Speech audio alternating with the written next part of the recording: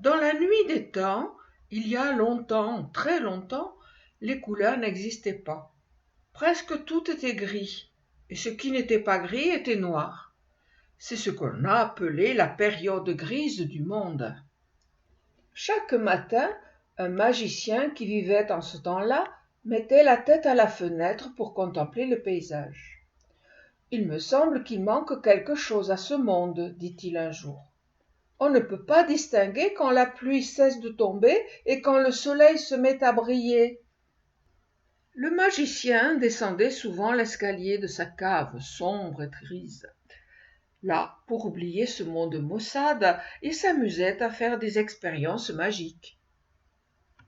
Un jour que le magicien mélangeait des malaxés, un peu de ceci, un rien de cela, il découvrit quelque chose de bizarre au fond de sa marmite. « Oh, c'est bien joli, s'écria-t-il, je vais en faire davantage. » « Qu'est-ce que c'est » demandèrent les voisins en voyant le magicien peindre sa maison. « Une couleur, dit le magicien. J'appelle ça du bleu. »« Je vous en prie, crièrent les voisins, donnez-nous-en un peu. »« Volontiers, répondit le magicien. Et c'est ainsi que fut lancée la mode du bleu. Bientôt, tout fut bleu dans un monde heureux. Les arbres étaient bleus, les vaches étaient bleues, les coccinelles bleues, les écureuils aussi. Le magicien chevauchait une bicyclette bleue pour contempler son univers en bleu. Et il disait « C'est merveilleux !» Mais tout ce bleu, ce n'était pas merveilleux. Après un certain temps, le bleu attrista tout le monde. Les enfants ne jouaient plus, les coqs ne chantaient plus, les saules pleuraient, le troubadour poussait des complaintes déchirantes. « Ce bleu est trop déprimant, dirent les voisins au magicien, qui était devenu le plus malheureux des hommes. Personne ne rit plus, c'est vrai, je ne sais même plus sourire. »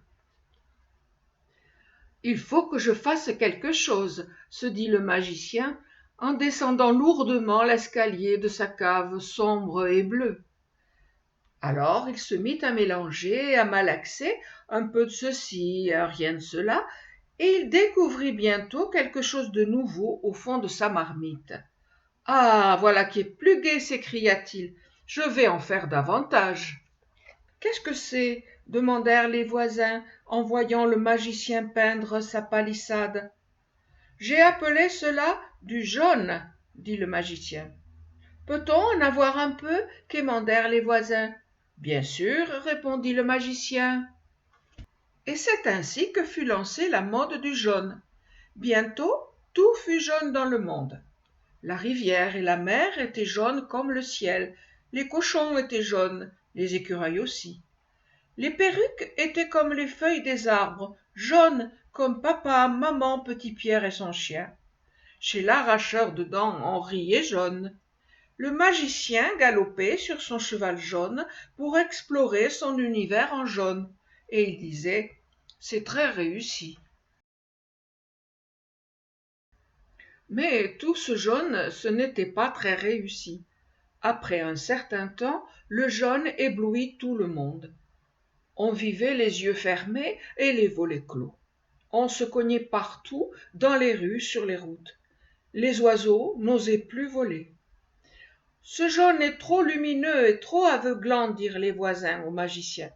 « Ne m'en parlez pas, gémissait le magicien, qui portait une serviette humide sur le front.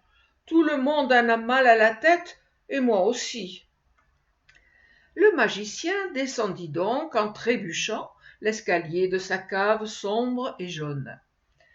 Alors il se mit à mélanger et à malaxer un peu de ceci, un rien de cela, et il découvrit bientôt quelque chose de nouveau au fond de la marmite.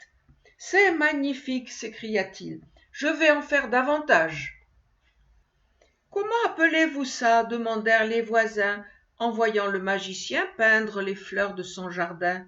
« Rouge » répondit le magicien.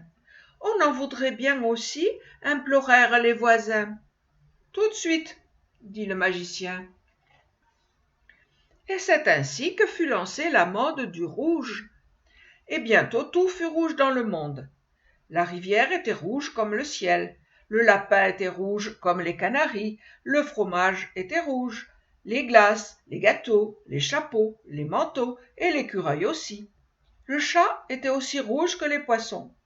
Le magicien canotait dans son bateau rouge, et il disait « C'est l'idéal !» Mais tout ce rouge n'était pas l'idéal.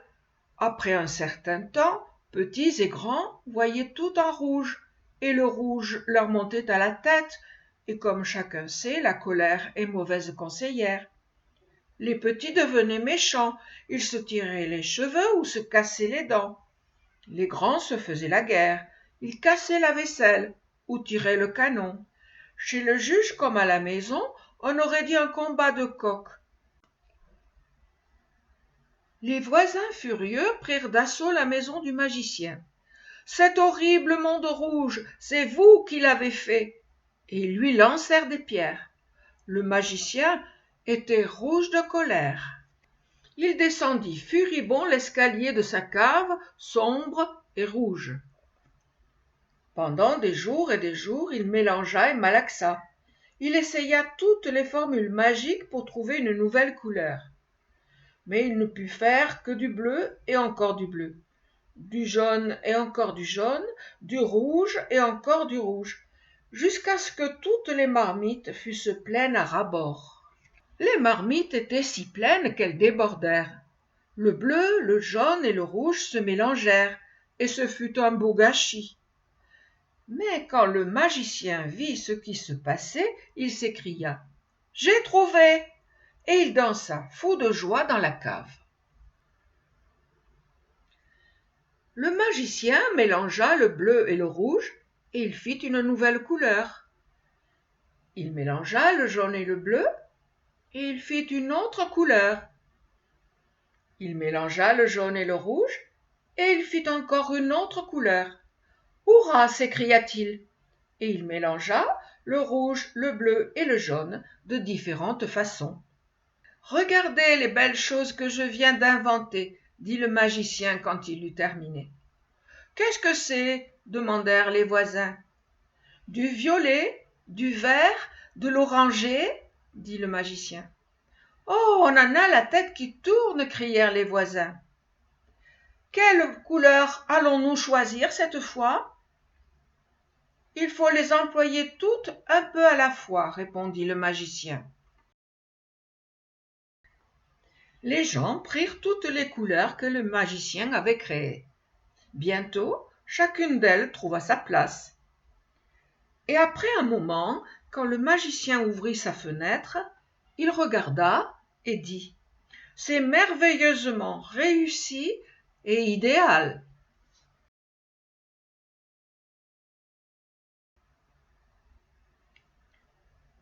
Les voisins apportèrent au magicien en cadeau des pommes rouges, des feuilles vertes, des bananes jaunes, du raisin et des fleurs bleues. Enfin, le monde était bien trop beau pour qu'on ait envie d'y changer quelque chose.